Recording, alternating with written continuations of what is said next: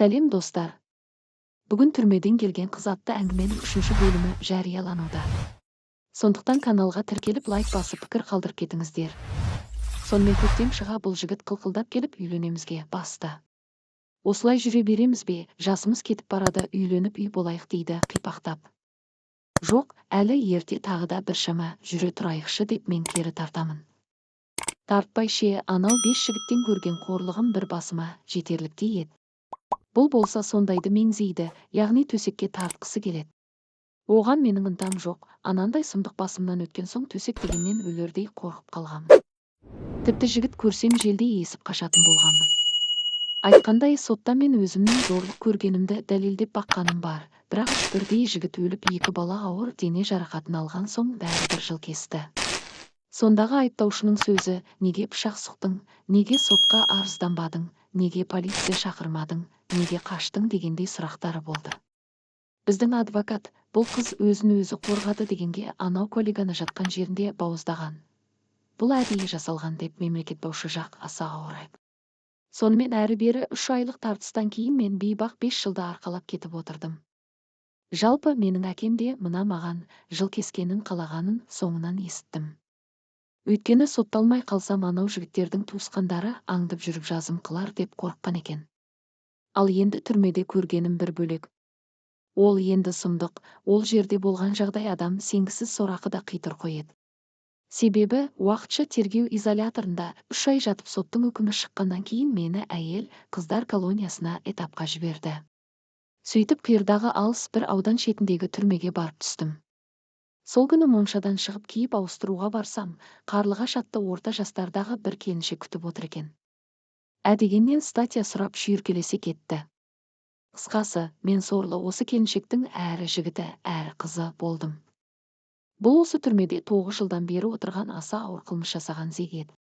Оның айтқан сөзі түрменің ішіне заң. Отыр десе отырып, тұр десе тұрасың. Қысқасы 18-ге енді толғанмен сол келіншекке қатты ұнап қалыппын. Әне сол келіншек менің үстімде талайдың басын жарып көзін ағызды, оны да жасырмаймын. Бұл дегенің әйелдер түрмесінің ішкі заңы, өйткені ол жерде еркек жоқ, қаптаған әйелдер.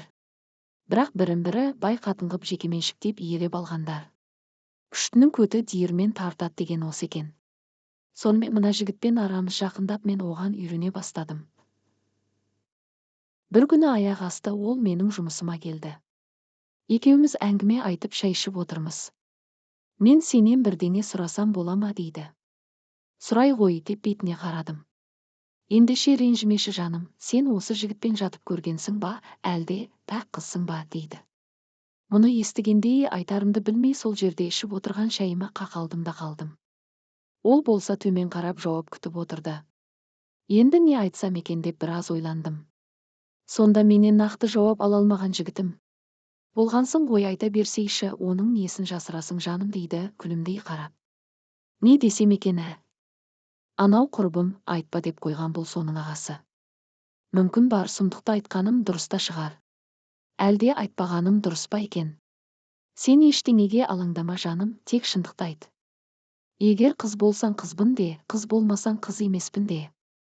Білесің ба, біздің төсекті жеңгелеріміз тексереді, егер қыз болмасаң менен деймін де өзім мойныма аламын деп айтып салды. Осыдан кейін менің амалым қалмады. Бір жігіттен алданып қалдым деп айтып салдым. Құдай-ау, өтірік өрге бастайды деп атам қазақ бекер айтпаған ғой, ата бабамыз не айтса да бәрін дұрыс айтып кеткен екен.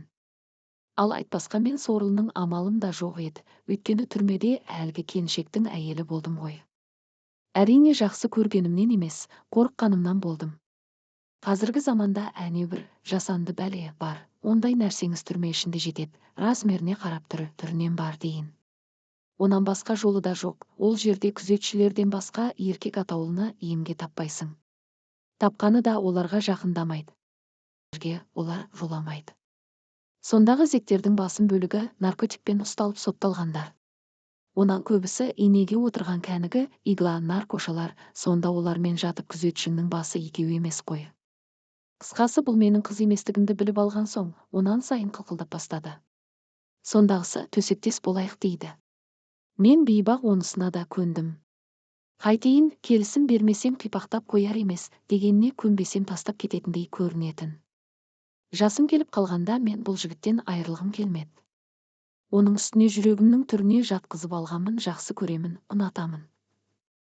Міне, осылайша мен сорлы 5 жігіттен қалып, онан түрмедегі күйеуімнің қолынан өтіп, соңында мына жігіттің құшағында жаттым.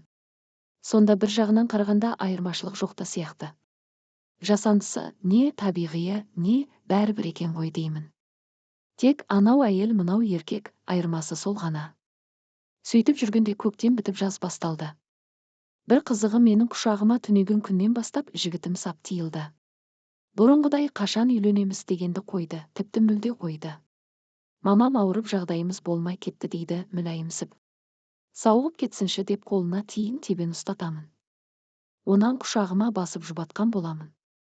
Құрбым, мамасы ауырып жатыр екен ғой, қатерлі ісік дей ме сонда екен деп сұрадым бір күні. Иә, қатты ауырып жатыр. Бірақ мен ол үйде әпкемнен басқа ешкіммен араласпаймын дейді. Құрбымның әпкем дегені менің жігітімнің мамасы ғой, сонда бұл екеуі нағашылы, жиенді болады. Қысқасы күндер зулап өте берді. Бір күні менің жігітім сап тиылып хабарсыз кетті. Мен бейбақ күтіп жүре бердім. Жалғасы бар. Құрметті менің оқырмандарым, каналға тіркеліп лайк басып пікір қалдырып кетіңіздер. Келесі бөлімді күтіңіздер.